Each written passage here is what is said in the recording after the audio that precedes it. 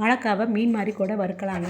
அதுக்கு ஃபஸ்ட்டு வாழைக்காவை நல்லா தோல் எடுத்துட்டு தண்ணியில் முழுசாக கழுவிக்கோங்க.